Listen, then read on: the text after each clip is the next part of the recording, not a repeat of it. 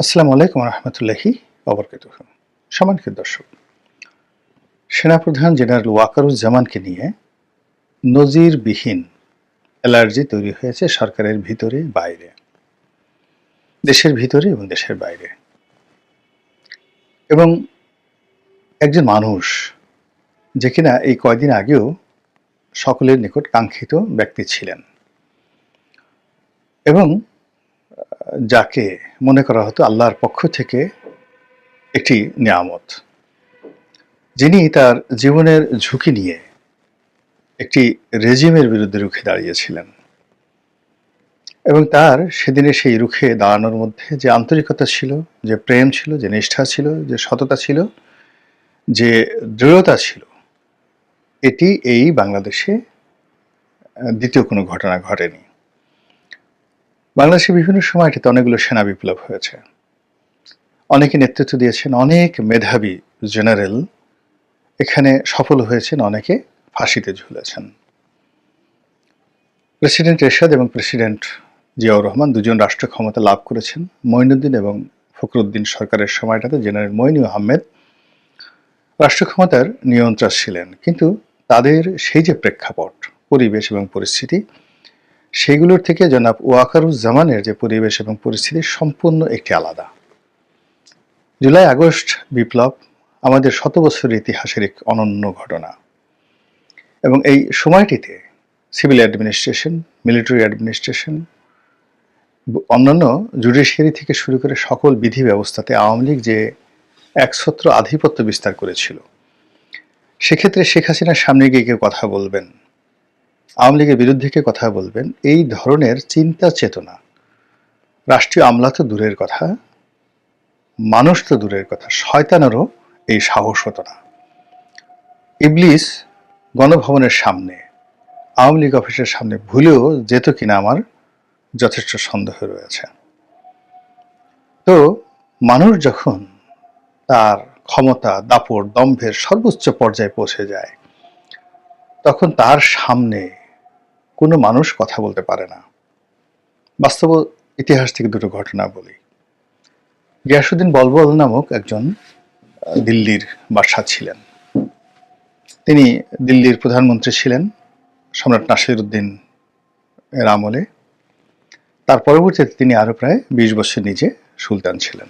এত নিষ্ঠুর এবং এত চরম ভাবাপন্ন ছিলেন যে তিনি যদি রাগান্বিত হয়ে কোনো মন্ত্রীর দিকে তাকাতেন, উজির নাজির দিকে তাকাতেন, প্রকাশ্য রাজদরবারে অনেক মন্ত্রী প্রস্রাব করে দিয়েছে, কাপড় নষ্ট করে ফেলেছে, এরকম ইতিহাস রয়েছে। আর একজন নিষ্ঠুর সম্রাট ছিলেন আলাউদ্দিন খিলজি। তারও একই অবস্থা। তিনি যখন কোনো কথা বলতেন, সেই কথার উত্তর দেওয়ার জন্য তার আশেপাশের লোককে বহুক্ষণ চিন্তা ভাবনা করে তারপরে কথা বলতে হতো। তো সেই দিক থেকে শেখ হাসিনা তার প্রতিপক্ষকে যেভাবে ভয় দেখাতে পেরেছিলেন সফলভাবে, তেমনি তার একান্ত নিকটজন, এমনকি তার সন্তান, পুত্র, কন্যা, বোন, পরিবারের যারা আপনজন, তারাও তাকে জমের মতো ভয় পেতেন।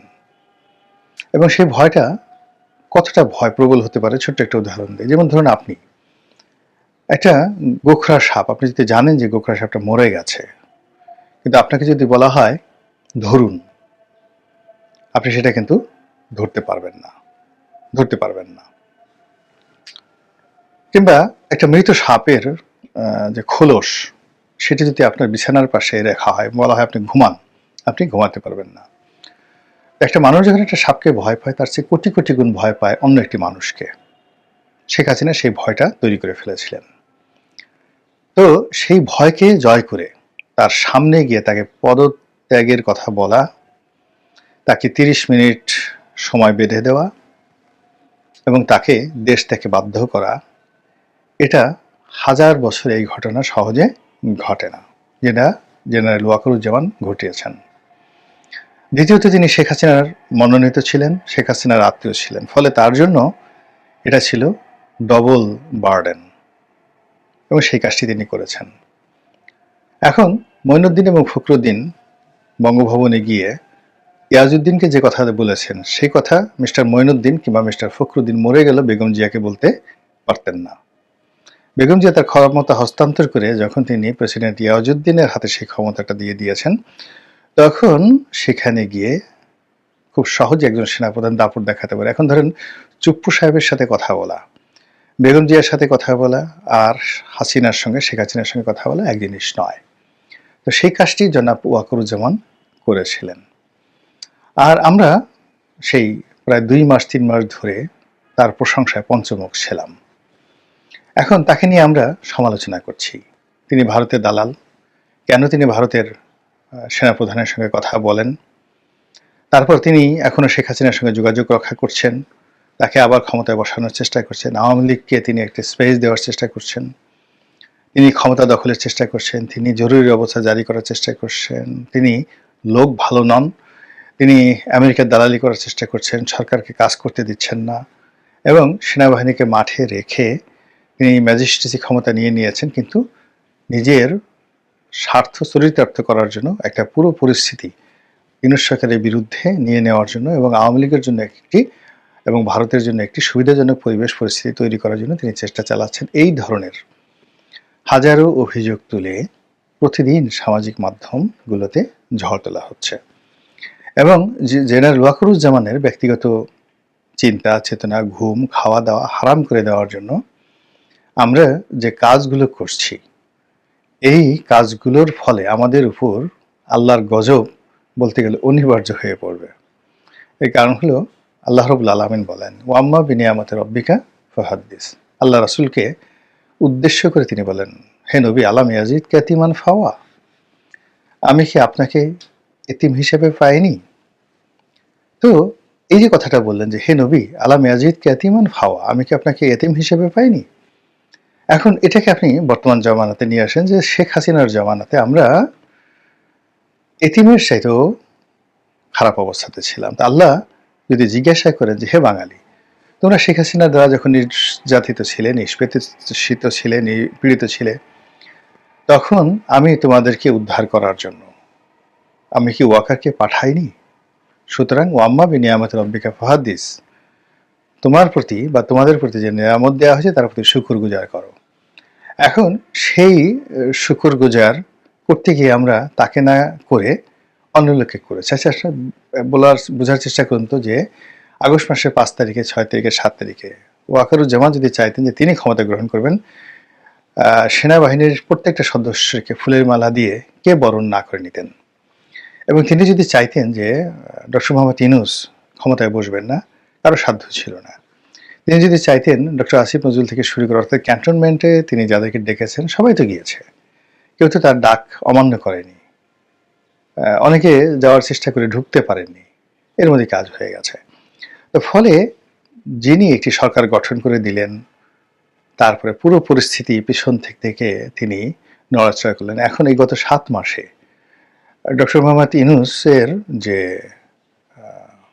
লোন মওকুফ, ঋণ মওকুফ কত টাকার হয়েছে, জরিমানা মওকুফ কত হাজার কোটি টাকার হয়েছে, মামলা মোকদ্দমা কিভাবে উঠেছে। এখন জেনারেল ওয়াকারের দিকে যান, একটু খোঁজ নিয়ে দেখেন তো যে এই লোকটি গত ৭ মাসে কয় জায়গাতে টেলিফোন করে হুমকি দিয়েছে, ধামকি দিয়েছে, এটা হতে হবে। আমি ওয়াকারুজ্জামান বলেছি। কে বলতে পারবেন যে দেশি কই মাছ, বোয়াল মাছ, পাবদা মাছ, পুঁটি মাছ এগুলো আমরা ওয়াকারুজ্জামানের বাসায় দিয়ে এসেছি, তার স্ত্রীর কে দিয়েছি, দামি শাড়ি দিয়েছি, গহনা দিয়েছি। কে বলতে পারবেন যে দেশে বিদেশে গত ৭ মাসে জনাব ওয়াকারুজ্জামানের আত্মীয় স্বজন, তারপরে পরিবার পরিজন, তারা সরকারি ন্যূনতম একটা সুযোগ নিয়েছে। আবার অন্যদিকে আপনি যদি চিন্তা করেন যে ডক্টর মোহাম্মদ ইউনূসের মেয়ে, তারপরে তার ভাতিজা, তার বন্ধু, তার বান্ধবী, তার সহকর্মী, তার আত্মীয় স্বজন কে সুযোগ না নিয়েছে। আপনি উপদেষ্টাদের কথা চিন্তা করেন, উপদেষ্টারা তারা তাদের যত পছন্দের, যার যত ক্ষমতা আছে, সবাই তার নিজ নিজ পছন্দের মানুষদেরকে বিভিন্ন পদে নিয়োগ দিয়েছেন। একজন উপদেষ্টার কারণে, পছন্দের কারণে, কেননা তিনি সেই উপদেষ্টা আরেকজন উপদেষ্টার স্ত্রীর খুব ভক্ত, ভীষণ রকম ভক্ত, স্ত্রীর জন্য তিনি তার জীবন দিতে পারেন। তো সেই স্ত্রীর প্রতি তার ভক্ত বা দুর্বলতার কারণে তার স্বামীকে তিনি উপদেষ্টা বানিয়ে দিলেন, একজন উপদেষ্টা। আবার একসাথে তারা মাঝে মধ্যে মদ্যপান করেন, আর এক উপদেষ্টা তো মদ্যপান করেন। তো এরকম একজন গ্লাস পার্টনার, তাকে দেখা গেল সিনিয়র সচিবের মর্যাদায় সেই নিয়োগ দিয়ে দেওয়া হলো। এরকম অনেকগুলো ঘটনা ঘটছে যেগুলো জনাব ওয়াকারুজ্জামানের ক্ষেত্রে তো ঘটতে পারতো, কিন্তু সেই ঘটনা কিন্তু ঘটেনি। এবং ঘটেনি বলেই তাকে নিয়ে এত অ্যালার্জি, যে আমরা সবাই ডাল খাচ্ছি, আমরা সবাই ফেন্সিডিল খাচ্ছি, আমরা সবাই মদ্যপান করছি, আমরা সবাই নারী সঙ্গ উপভোগ করছি, আমরা সবাই টাকা নিচ্ছি, পয়সা নিচ্ছি, আর এই লোক সে কত বড় সাহস, বঙ্গভবনে গিয়ে সে নামাজের ইমামতি করে। আরে আমাদের মতো থাকবা, সেকুলার থাকবা, নামাজ পড়ার দরকারটা কি, দাঁড়িয়ে রাখার দরকারটা কি, এত আল্লাহ খোদার দরকারটা কি? এরকম যারা চিন্তা ভাবনা করছেন তারা তো তাকে নিয়ে সঙ্গত কারণে অ্যালার্জির মধ্যে পড়তেই পারেন, এবং সেই অ্যালার্জি তারা প্রদর্শন করছেন। ২ নম্বর হলো যে এই মানুষ যারা ফাইন্যান্সিয়ালি কারাপ্টেড নয়, তাদেরকে আপনি অন্য যে কোনোভাবে কারাপ্টেড করতে পারবেন না।